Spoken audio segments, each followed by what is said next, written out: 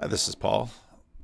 Another video about Sam Harris because, with all the pushback, I think Sam Harris has said enough out there in public to be clear about a lot of things about Sam. Now, Harris has this funny notion about how reality works.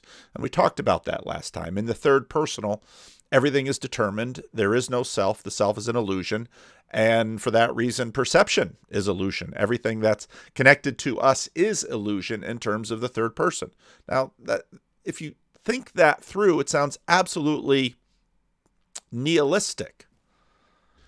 One of the best, I haven't listened to tons of Sam Harris. I'm sure many of you out there have listened to a whole lot more Sam Harris, but I found his conversation with Brett Weinstein back a couple of years to be very illuminating because at least at that point they were both on friendly terms.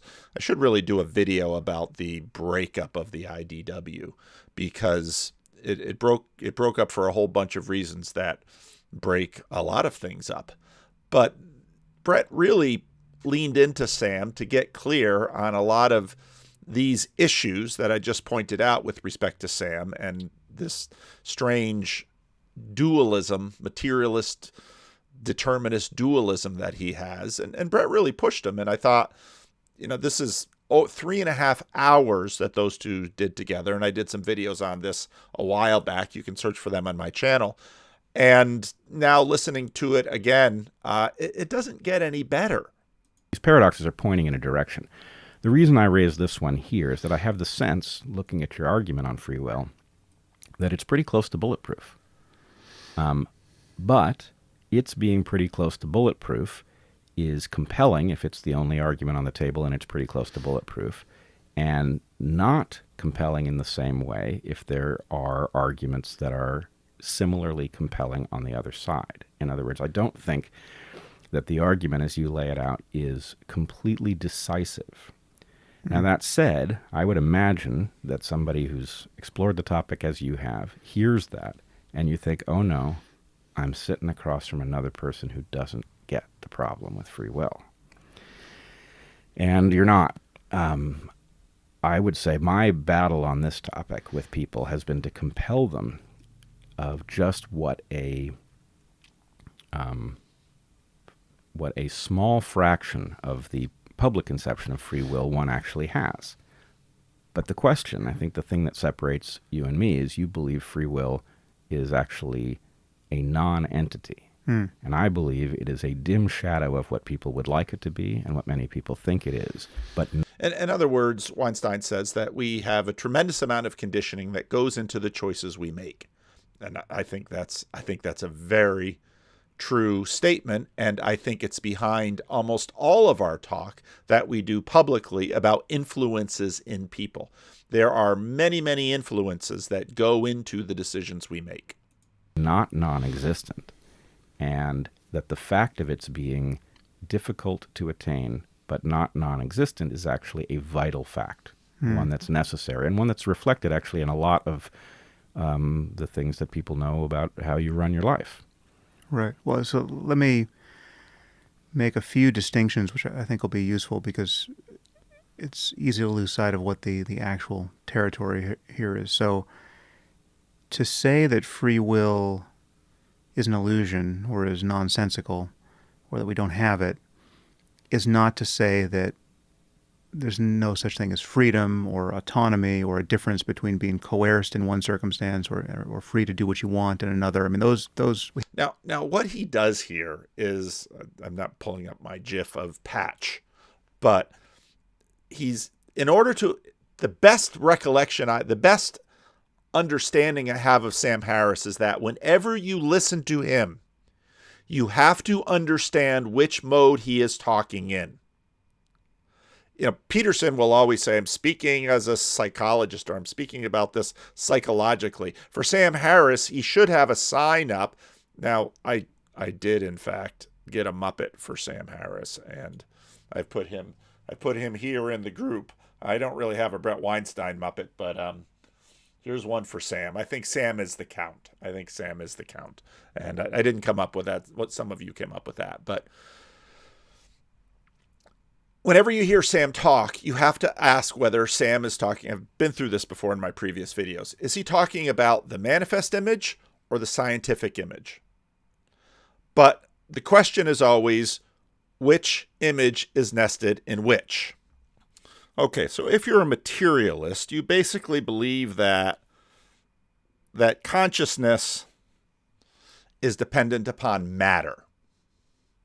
If you are, let's say, a classic theist, you believe that spirit is primary and matter is the servant of spirit. These are two different worlds. Now, in many ways, this is Sam Harris's world, that the scientific image is foundational truth and the manifest image is an illusion. And so whenever he talks, like he just said, the few words he said before, you should basically look at Sam and say, okay, he's talking about the manifest image. And unless you pay careful attention to what image he's talking out of, or what eye he's seeing out of, or which mouth he's talking out of, his scientific mouth or his manifest image mouth, you'll get very different kinds of things coming at you. We have to preserve those obvious differences in human life and our preferences there. Okay, there's the manifest image. And I share those preferences.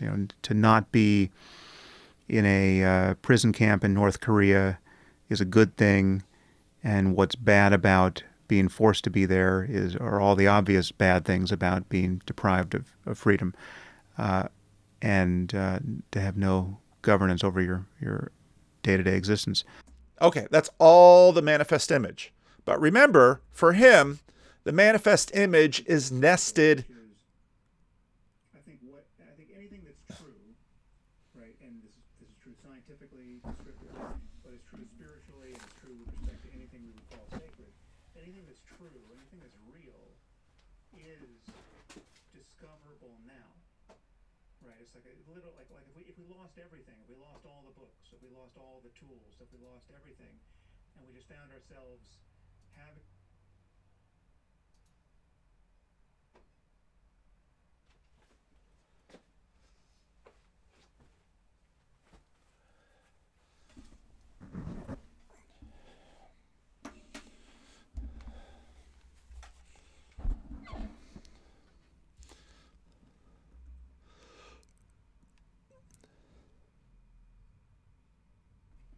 So sometimes if you stop playing something in one browser, Google will keep playing it in another browser. And that's what happened on the work computer over at my desk. So I looked at, well, maybe I'll just pull that little thing out, but I didn't even finish my sentence. So there's this strange pause. Well, now you know the story behind the pause. Now you see the magic. Now you see how the sausage is made. So again, he's always talking either out of the scientific image or the manifest image, but he doesn't flag what he's saying. And this is exactly where Brett will try to slow him down and get him to admit that he's talking out of two modes. And as I mentioned before, these two modes are not disconnected. There's a bridge between them for him. And that bridge is meditation and psychedelics, because meditation and psychedelics are, in that sense, a little bit revelatory for him, because the purpose of those is to convince you that you are fundamentally living in the scientific image, not in the manifest image. And that's why they function in his world in that way. So the problem with free will is that let's look at the basic claim. There's the sense, the libertarian sense, what's called in philosophy. See, he's already code switched over to the scientific image, but he's not going to tell you. He's just going to keep flipping between them. Libertarian sense of free will, which is, I would argue, people's default sense of it. There's also another sense with him that people's defaults are always wrong. Oh, okay. Not always wrong, though, Sam. They can't always be wrong, or we probably wouldn't last 5 minutes. Sometimes the default tells you something true. Sometimes it doesn't. This is a notion that the problem with it is that it really is impossible to map on to the physics of things, whatever they are. So my argument is that any statement of causality, whether you're talking about a deterministic universe where, Okay, listen to this part carefully because it's key. Any statement about causality, effects follow from causes ad infinitum, and these causes of necessity precede anyone's conscious intent. I mean, your conscious intent is something that is happening on the back of, in our case, neurophysiology and gene transcription, and on backward to the Big Bang. Okay, what has he laid out here? Go all the way back to where I started this channel from. Read C.S. Lewis's Miracles. And what he just said is exactly what Lewis talks about in the beginning of his book. Before the naturalist and the supernaturalist can begin to discuss their difference of opinion, they must surely have an agreed upon definition both of nature and of supernature. But unfortunately, it's almost impossible to get such a definition, just because the naturalist thinks that nothing but nature exists. The word nature means to him everything, or the whole show, or whatever there is. And if that is what we mean by nature, then of course nothing else exists. The real question between him and the supernaturalist has evaded us. Some philosophers have defined nature as what we perceive with our five senses, but this also is unsatisfactory, for we do not perceive our own emotions in that way. And yet they are presumably natural events. In order to avoid this deadlock and to discover what the naturalist and the supernaturalist are really dithering about, we must approach our problem in a more roundabout way. And then he talks about the natural state, and he has 5 definitions. In all of these examples, nature means... I begin by considering the following sentences. Are those his natural teeth or a set? The dog in his natural state is covered with fleas. I love to get away from tilled land and metalled roads and be alone with nature. Do be natural. Why are you so affected? It may have been wrong to kiss her, but it was very natural. A common thread of meaning in all of these usages can easily be discovered. The natural teeth are those which grow in the mouth. We do not have to design them, make them, or fit them. The dog's natural state is the one he will be in if no one takes soap and water and prevents it. The countryside where nature reigns supreme is the one where soil, weather, and vegetation produce their results, unhelped and unimpeded by man. Natural behavior is the behavior which people would exhibit if they were not at pains to alter it. The natural kiss is the kiss which will be given if moral or prudential considerations do not intervene. In all the examples, nature means what happens of itself or of its own accord. What you do not need to labor for, what you get if you take no measure to stop it. The Greek word for nature, physis, is connected with the Greek verb to grow. Latin natura is the verb to be born. The natural is what springs up or what comes forth or what arrives and what goes on. From this account, the given, what is there already, the spontaneous, the unintended, the unsolicited. What the naturalist believes is that the ultimate fact, capital F, the thing you can't go behind, is a vast process of space and time which is going on of its own accord. Inside that total system, every particular event, such as you're sitting reading this book or listening to me on a podcast, happens because some other event has happened. This is the cause and effect Sam was just talking about.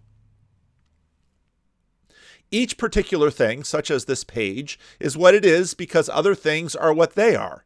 And so, eventually, because the whole system is what it is, all the things and events are so completely interlocked that no one of them can claim the slightest independence from the whole show. None of them exists on its own and goes on of its own accord, except in the sense that it exists at some particular place and time. That general existence on its own or behavior of its own accord, which belongs to nature, the great total interlocked event as a whole. Thus, no thoroughgoing naturalist believes in free will, for free will would mean that human beings have the power of independent action, the power of doing something more or other than what was involved in the total series of events. And any such separate power of originating events is what the naturalist denies. Spontaneity, originality, action on its own is a privilege reserved for the whole show, which he calls nature. This is exactly what Sam Harris here is talking about. Now, early on, I pressed John Vervaeke on some of these points. Not all naturalists are of this type. John Vervaeke, now there's a lot of difference of opinion as to whether John Vervaeke can escape this or not, but that's a question. Sam Harris doesn't try to deny it. Sam Harris just boldly goes forth with his two systems. The one system, which is the third person, which for him is the foundational, and the other system, which is the first personal, which is dependent on the third personal. Again, the scientific image is the primary frame, and the manifest image is the secondary frame. And if you listen to him carefully, this is exactly what he says. Knowledge and these causes of necessity precede anyone's conscious intent. I mean, your conscious intent is... In other words, your conscious intent is a result of the entire show, the whole show. Now, I'm not going to go through this podcast again. I did it before. It's 3.5 hours. And coming from this point at about 40 minutes all the way to 1 hour and 40 minutes is Brett Weinstein trying as best he can to get Sam to see that he is switching eyes. He is task switching. And Sam just simply denies it again and again and again and again. But that is the best way to understand Sam Harris. This is what he does. And if you listen to him carefully, he'll tell you that. What he won't tell you is that he's, well, we can do it with our little fella here. Oh, his hand doesn't quite reach. Poor fella. We'll do the best we can. Is something that is happening on the back of, in our case, neurophysiology and gene transcription and, on backward to the Big Bang.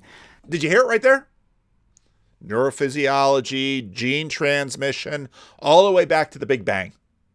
Sam Harris basically rearticulates C.S. Lewis's description of naturalism. Says that what you are experiencing now is locked into a sequence of cause and effect relationships that go all the way back to the Big Bang.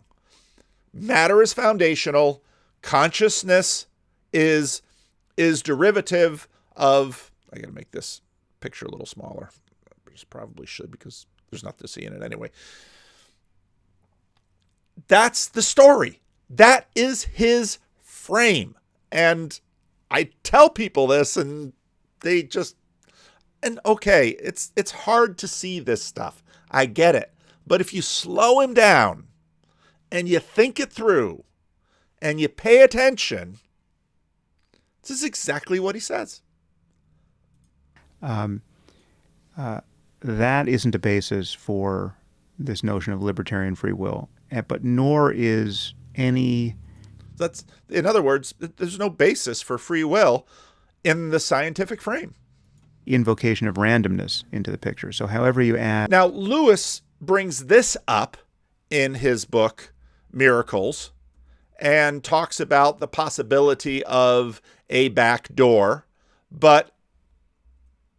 And basically Sam is saying, well, there's randomness that's in the system, but of course all of that comes sequentially in the great chain of cause and effects long before your conscious experience of things. And so randomness is not in the picture either. Lewis says, well, if there's a little door below, there might be a really big door above. That's Lewis's argument in his book. Add randomness, quantum or otherwise, to determinism, you don't get freedom. You just get, the rolling of dice, right? The freedom that people think they have is a kind of self-authorship, right? Where there's nothing at their back. Which sort of makes Jordan Peterson's self-authoring program pointless.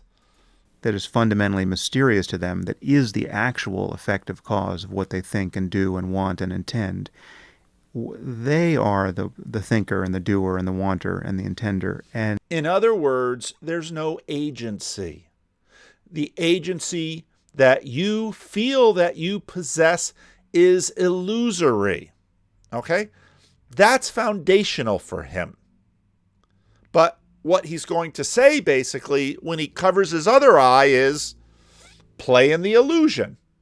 And by they mean their conscious minds, right? They don't mean this oblivion at their back that they can't account for. They don't mean the sum total of the stuff that goes on inside of their skin. They mean their conscious self. I mean, there are people who pivot to that argument. That it's the whole person. It's my unconscious mind in addition to my conscious mind.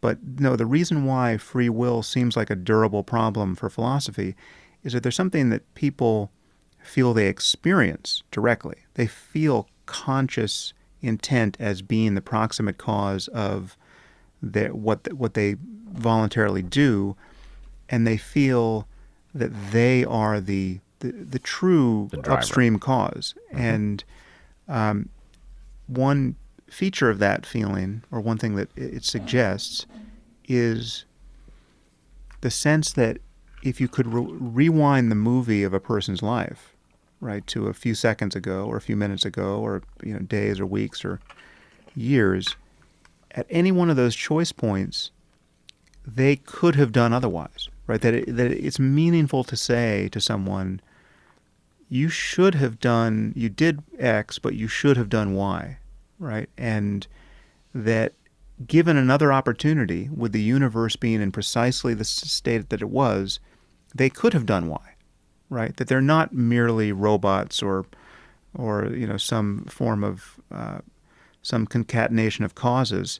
They're not a string of neurophysiological dominoes that have been falling their whole life long. They are agents that really could. Now, if you're not paying attention, listening to the whole argument, what he's saying is that people are saying they're not this. But what Sam Harris is saying is that we are. And Brett gets that when Brett listens to him. And Brett understands this. And it's going to come up in a minute. Have done otherwise. And there's no account of causality that makes that seem anything other than illusory. Right there. And that's where Sam says there's no event of causality, no account of causality that makes that seem anything other than illusory. What is Sam saying? He is basically articulating C.S. Lewis's characterization of the naturalists that Lewis was dealing with in the middle of the 20th century at Oxford and Cambridge. He's saying, this is naturalism. You are the sum total of your causes. That is all you are. And your consciousness is an illusion, not really at the end, because there is no beginning or end, really. And he's about to say that. I mean, again, you have to add the caveat around randomness, because yes, randomness introduces the prospect that they could have done otherwise, but it's for reasons that they can't own, right? If I told you you could have married a different person, that really was within the bounds of the causal properties of reality to happen, but it could have only happened if had been someone rolling dice differently in your brain, right? If there had been a different degradation of a radioisotope or something. which would have led you to do something differently. And that's not the free will anyone thinks they have. So let's take a couple things just off the Right. table so we don't end up tripping over 'em. Okay. One, And this will fail dramatically because all they're going to do is trip for the next 2 hours. And I'm not going to play it because that's at one point Brett Weinstein just throws up his hands and gives up because no matter how you basically say you're just flipping images. Wilfred Sellers' taxonomy here. You're just flipping images. But you're asserting that the reality of it all is the whole show. I don't think we can rule out at a formal level a totally deterministic universe, but I think at a practical level we can. I think it is actually completely inconsistent with any belief in Darwinism that what you have is a universe in which there was no opportunity for anything else to ever happen for its entirety from moment one. So Brett Weinstein basically says this vision of naturalism is incompatible with Darwinism. Oh, that's interesting. Then Darwinism is an illusion, and nothing, in fact, makes any sense, including this conversation. It's all some sort of odd theater, and maybe the thing that makes least sense of all is consciousness, that there should be an awareness taking place inside of a totally scripted entity makes no sense. So anyway, let's put it this way. Well, let's bracket. And this is, I've listened to a lot of Sam Harris in these kinds of conversations that are in some ways supposed to be friendly conversations. And I don't think he listens. I mean, I've heard them. Watch the move he makes now. Back at that, because I mean that I think is it's interesting to consider whether our notion of possibility is just a fantasy. Right. Right, And so- as I said, you can't rule it out completely. It Right. could be that the whole thing, I mean, frankly, it could be that we exist inside a deterministic computer in which somebody had a purpose in getting us to have this conversation and feel some way within it. And, all sorts of things have to be left formally on the map. But I think at a practical level, A, there's no percentage in it. If this really is a totally deterministic universe, then it's hard to even know how to complete that sentence. The level of pointlessness of anything other than simply doing what you deterministically have no choice but to do is what it is. And so let's. But And now I'm going to play. I did a conversation a few days ago. It's already out on. I've got it here. New channel, Philosophical Gospel. He's got 42 subs. I'll be playing this on my own channel. I'll probably take some little clips out of it and try and grab some of the moments that I thought at least I articulated some things that I might want to remember. But basically, this individual said, I was a nihilist. I fell into nihilism.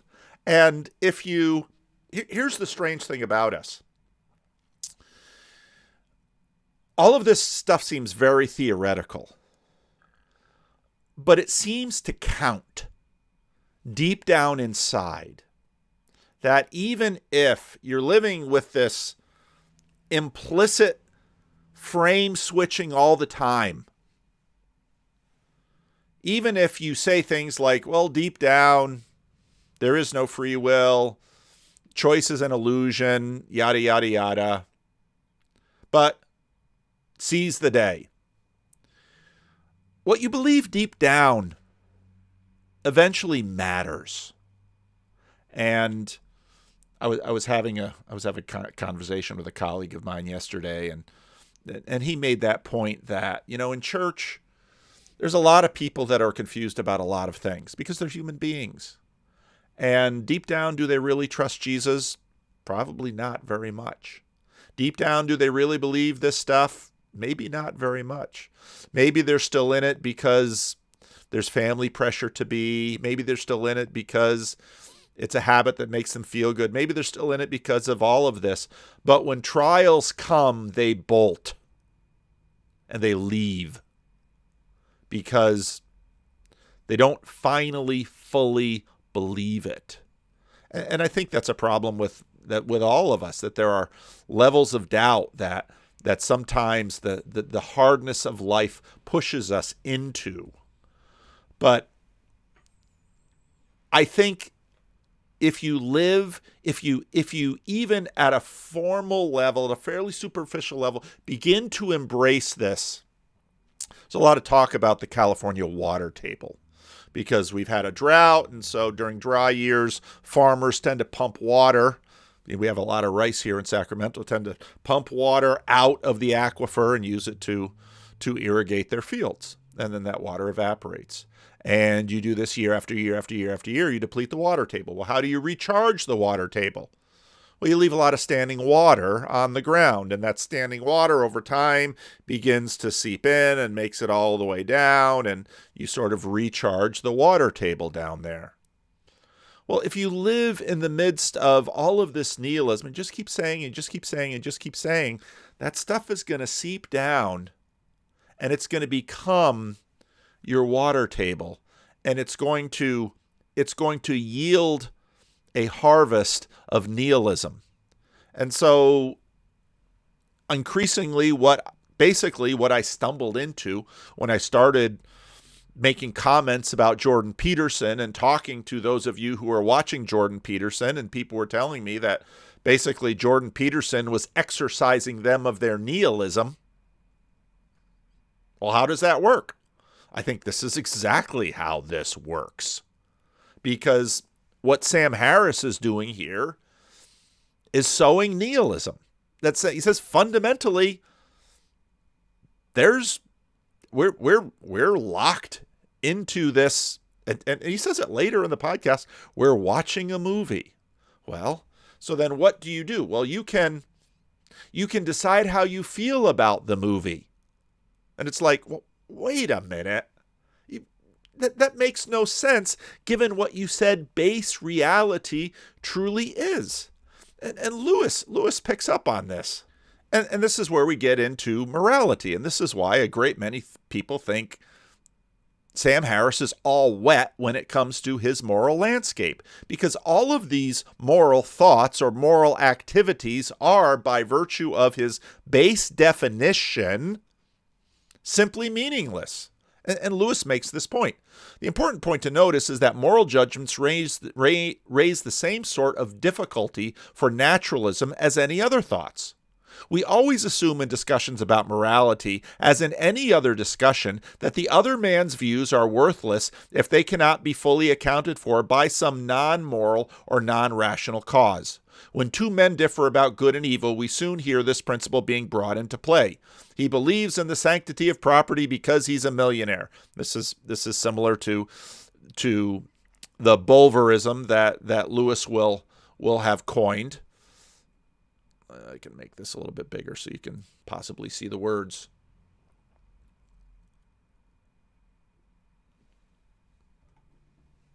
He believes in pacifism because he's a coward. He approves of corporal punishment because he's a sadist.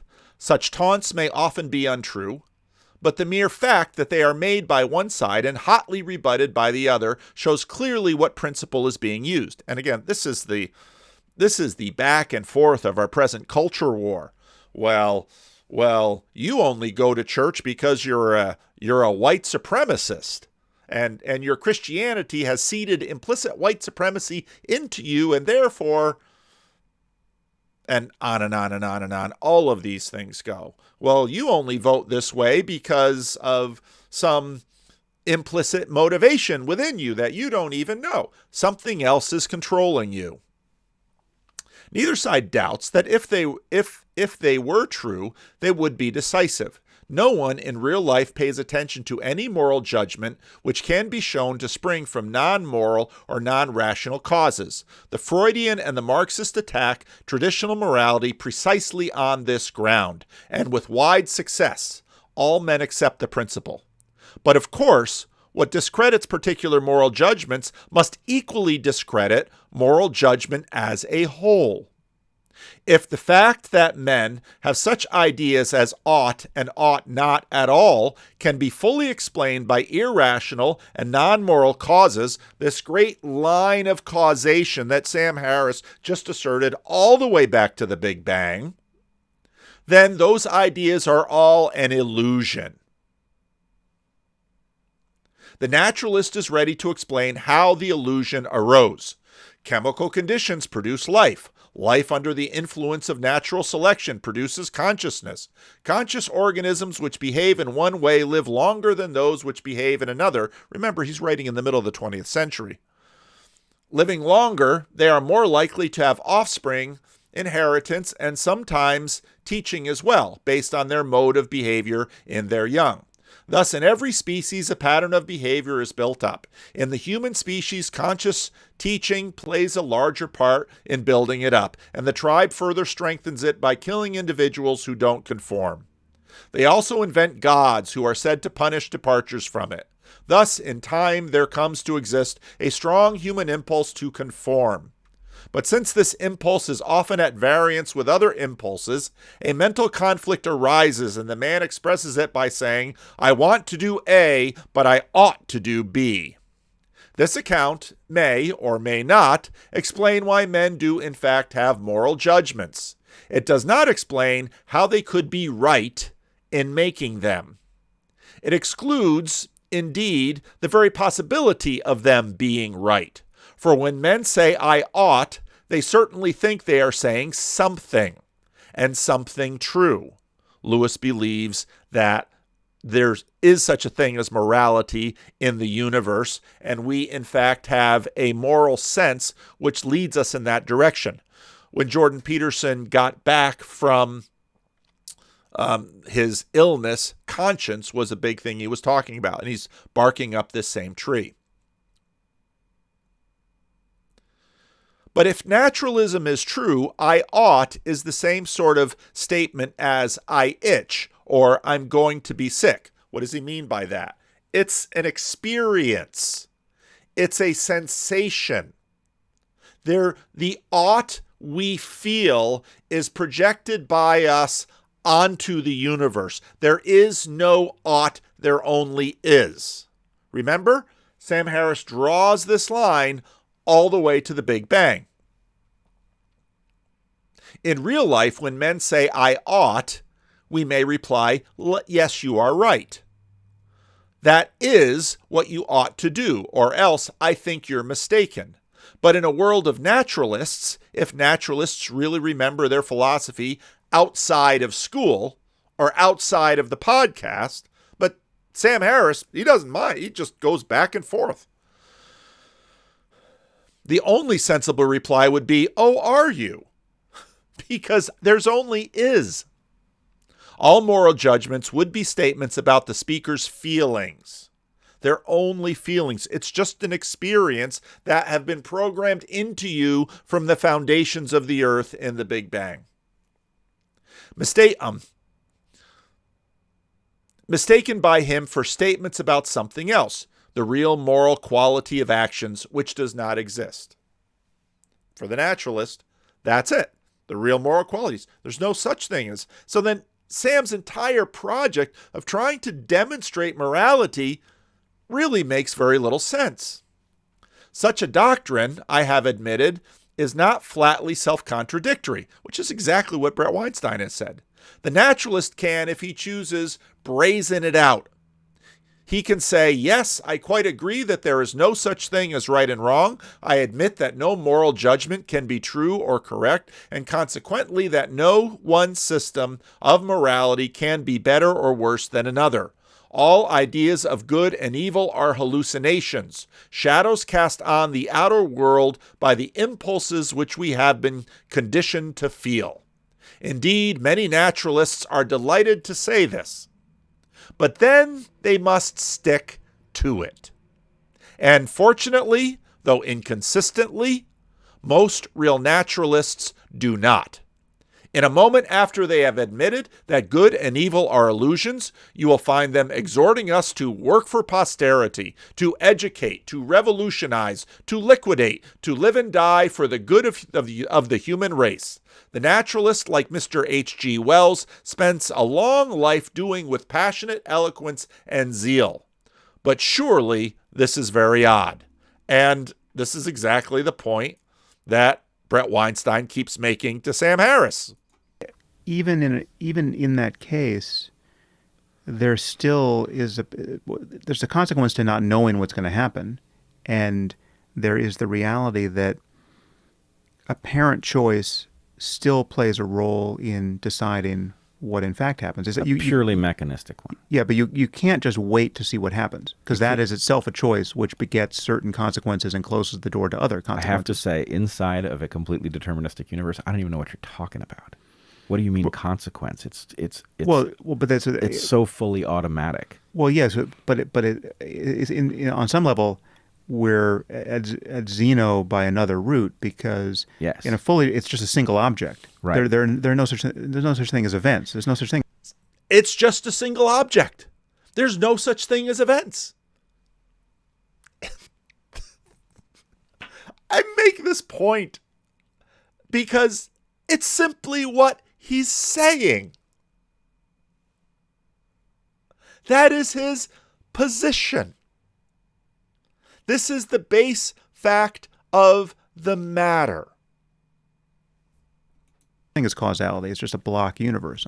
Right. There's no such thing as events. There's no such thing as causality. It's just a block universe. There's no such thing as causality. It's simply a block universe.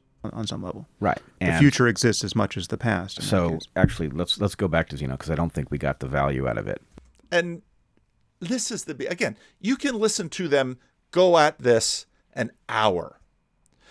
You can listen to Jordan Peterson and Sam Harris on their first conversation go a long time like this.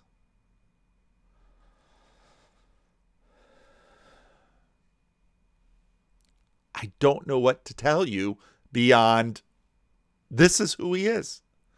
This is what he does. So I'm not trying to straw man him. I'm trying to take him at his word. This is what he says. But then, of course, you can't live like that, as Lewis says. And so how do you live? Well, you live like the rest of us do. And then someone sent me a message and said, check out his recent question and answer. Okay, next question. Hi, Sam. My name is Andy, and I live in Milwaukee, Wisconsin. My question for you is related to mindfulness and memories. I've been finding a lot of value in your guided meditations on the Waking Up app, and since I've started practicing, I've noticed an improvement in my ability to recenter myself in times of stress, especially when confronted with embarrassing or regrettable memories. Some people suggest that memories like these resurface now and then because they aren't fully resolved. Do you think that these memories need a resolution, or is mindfulness the best way to manage them? Thanks, Sam. Thank you for the question, Andy. I don't have much of a psychodynamic interest in mulling over the past. It's not to say that's... Why would you? The universe is a block. There's really no present or past or future. It's just the whole show. It's one long chain of events. Not ever useful. There's certainly patterns you can discover, and making that discovery can equip you to live differently, right? If you see you keep getting into the same situations and the same kinds of collisions with other people or circumstances, there may be something to resolve conceptually about all that. But generally speaking, the fact that a painful memory or an embarrassing one surfaces, and that it is painful or embarrassing in the present, that doesn't really suggest to me that there's something unresolved about that. It's just a more general symptom of this feeling of being a self, right? That's what's unresolved. So now we get into this weirdness of, well, you're watching your movie that is reality and you're having feelings. And again, you can't stick with his scientific image. He can't stick in his determinism. He's going to have to imagine acting, and his prescription right here blew me away. Because if, let's say, a young, restless, and reformed pastor would say, well, you're having these feelings of regret because you've lost touch with your identity in Christ and you need to get on with your identity in Christ and these intrusive memories will go away, a lot of people would say, hey, wait a minute. If a Pentecostal were to say, well, maybe there's a spirit of oppression that's dealing with you, so let's get you out into the sanctuary and let's get the most holy elders and let's lay hands on you and let's pray the memories away. Well, you would say, well, that's just some crazy group of Pentecostals.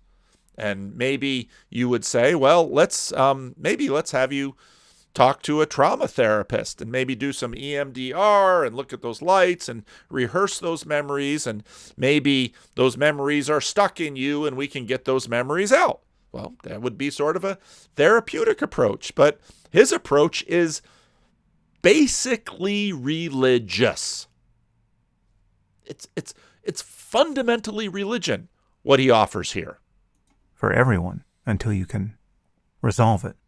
Right? Unresolved, that a painful memory or an embarrassing one surfaces, and that it is painful or embarrassing in the present, that doesn't really suggest to me that there's something unresolved about that. It's just a more general symptom of this feeling of being a self, right? That's what's unresolved. So if you can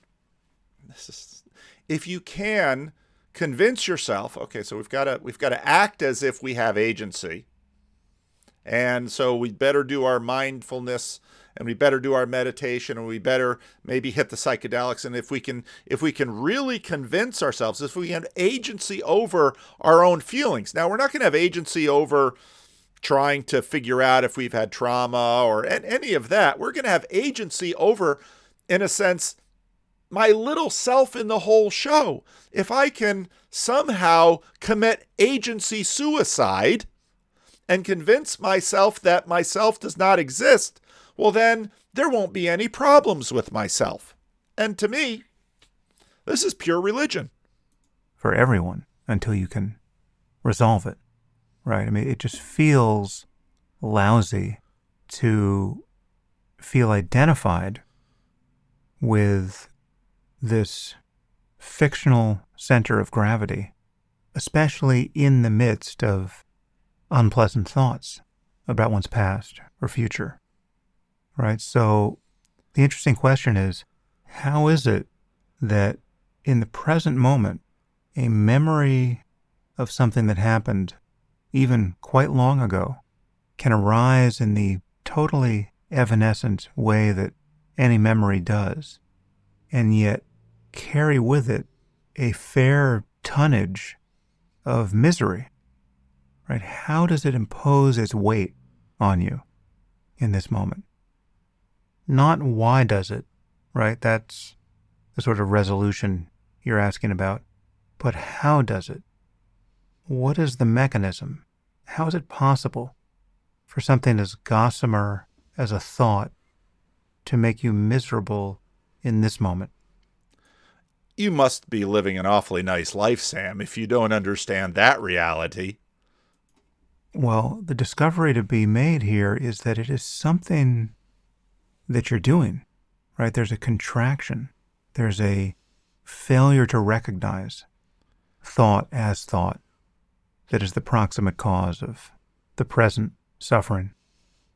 And what's amazing is that it's only thought. Well, isn't religion in your world, Sam, only thought? Why do the thoughts of others bother you?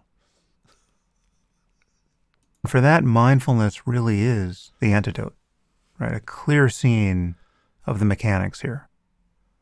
And the freedom to be felt is the freedom of just watching this otherwise lethal thought just pass you by, right? And realize that you, as the conscious witness in this moment, are truly unimplicated. The past truly resolves itself when you can stand free of it in the present. Again, there may be other things that are useful to do conceptually. Reframing your thoughts about the past can... Now he's getting a little psychological, because that's in fact what therapy would do. Also help in many ways. You can view some past trauma or embarrassment as the very thing that gave you certain skills or feelings of compassion in the present. You might be able to draw a direct line from something terrible that happened. And what's amazing, again, is here towards the end of his question, he seems to have forgotten the first answer that he gave, which is, if you can disavow yourself of the illusion that you have a self, that's the best way to get rid of this. Okay. Now, and sort of like just about any religious overreach, that his first answer actually resolves everything. Well, what's the matter with nuclear annihilation? Well, they're not really selves. What's the matter with racism? What's the matter with every problem in the world? Well, if you and everyone else would simply realize that all of this is an illusion, there are no problems. So you gave us the answer to everything, Sam. I don't really know why you keep talking. This is his system. I know no other way to explain this. I'm not trying to straw man him, but when I listen to what he says, this is what he says. So let me know what you think.